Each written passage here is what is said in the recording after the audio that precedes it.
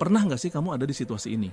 Kamu lagi kumpul bareng teman-teman atau di sebuah pesta. Semua orang ngobrol, ketawa, lempar candaan. Suasananya seru, energinya tinggi. Dan kamu cuma diam, berdiri di pojok sambil pegang gelas atau cuma scroll handphone. Bukan karena kamu nggak suka mereka, bukan karena kamu marah. Kamu cuma nggak ngomong apa-apa. Lalu pikiranmu mulai berisik. Aku harus ngomong sesuatu. Kok aku aneh banget ya? Mereka pasti mikir aku ini membosankan. Kebiasaan diam di keramaian ini seringkali dicap sebagai kemalasan sosial atau dianggap sebagai tanda nggak percaya diri. Tapi apa benar sesederhana itu? Apakah diam itu selalu berarti kosong? Atau jangan-jangan saat mulutmu diam justru otakmu sedang bekerja paling keras? Mari kita bedah. Pertama, kenapa kita memilih diam? Ada dua kategori besar.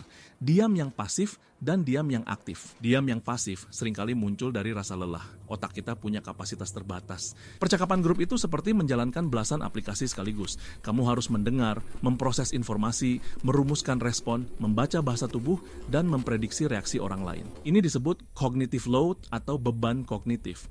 Ketika beban ini terlalu berat, otakmu otomatis masuk ke mode hemat energi. Dan cara termudah untuk hemat energi adalah diam. Jadi, kalau kamu diam setelah seharian bekerja atau belajar, itu bukan malas. Itu adalah mekanisme pertahanan otakmu yang kelelahan. Penyebab pasif kedua adalah kecemasan sosial. Ada yang namanya spotlight effect. Kita cenderung merasa bahwa semua orang memperhatikan dan menilai setiap gerak-gerik dan kata-kata kita. Rasa takut dinilai bodoh atau garing ini begitu besar, sehingga otak memutuskan bahwa diam adalah pilihan teraman. Tidak ada input, tidak ada risiko. Padahal kenyataannya, kebanyakan orang terlalu sibuk memikirkan diri mereka sendiri untuk terlalu peduli dengan apa yang kamu katakan. Terakhir, ada perbedaan antara introversi dan rasa malu. Seorang introvert mungkin diam karena interaksi sosial menguras energinya, dan dia lebih suka mengamati. Dia tidak takut, hanya saja energinya terbatas. Orang yang pemalu diam karena takut akan penilaian negatif. Rasa takutlah yang menjadi pemicunya, bukan manajemen energi. Itu tadi sisi pasifnya. Sekarang bagian yang menarik, diam yang aktif. Ini bukan kelemahan tapi senjata rahasia. Diam aktif adalah saat kamu diam bukan karena tidak bisa bicara, tapi karena kamu memilih untuk tidak bicara. Untuk apa? Pertama, untuk mendengarkan. Bukan sekadar mendengar suara, tapi menyerap informasi. Saat orang lain sibuk berebut panggung untuk bicara, kamu adalah penonton di baris depan.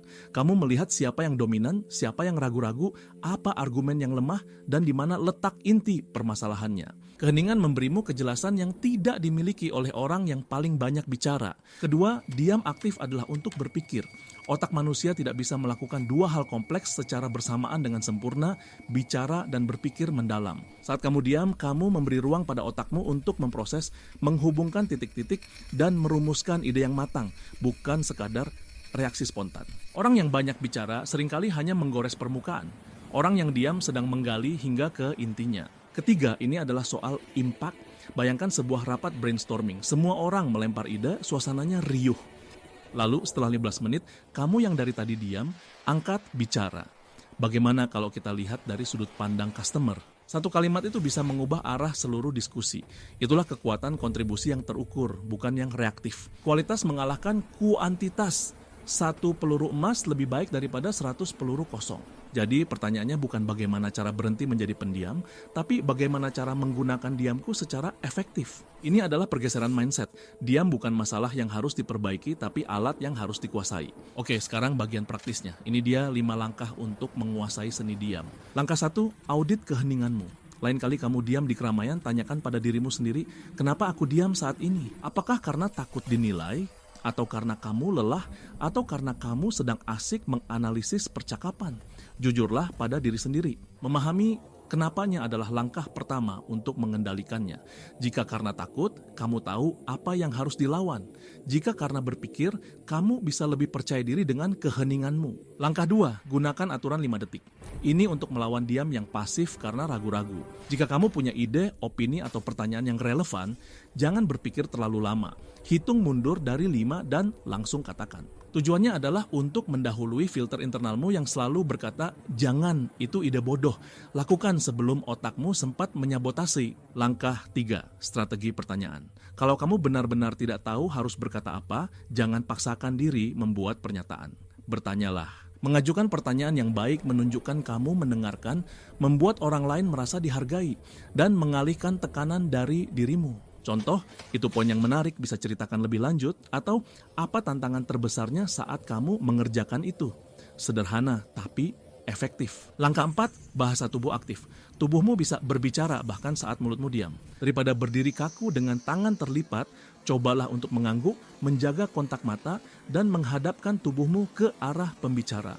Ini mengirim sinyal, aku di sini, aku mendengarkan. Keheningan yang disertai bahasa tubuh yang positif terasa seperti keheningan yang penuh perhatian, bukan keheningan yang canggung. Langkah 5, rangkul kekuatannya. Berhentilah melihat diam sebagai kekurangan, mulailah melihatnya sebagai kekuatan supermu. Di dunia yang begitu berisik, kemampuan untuk diam, berpikir, dan mengamati adalah aset yang langka dan berharga. Kamu tidak perlu menjadi orang yang paling keras suaranya di ruangan, cukup jadilah yang paling bijaksana. Jadi kesimpulannya, kebiasaan diam di keramaian itu kompleks. Itu bisa jadi pertanda otak yang lelah atau cemas, tapi juga bisa menjadi tanda pikiran yang sedang bekerja keras. Itu bukan tentang malas versus pintar, ini tentang pasif versus aktif. Tugasmu bukanlah untuk memaksa diri menjadi ekstrovert yang cerewet, tugasmu adalah mengubah diam pasifmu menjadi diam yang aktif dan strategis. Lain kali kamu diam di sebuah pesta, jangan panik, ambil napas, observasi, dengarkan, berpikir. Dan ketika kamu siap, saat kamu menemukan momen yang tepat, bicaralah dan percayalah kata-katamu akan punya bobot yang jauh lebih besar. Karena kamu tidak hanya mengisi kekosongan, kamu memberi nilai.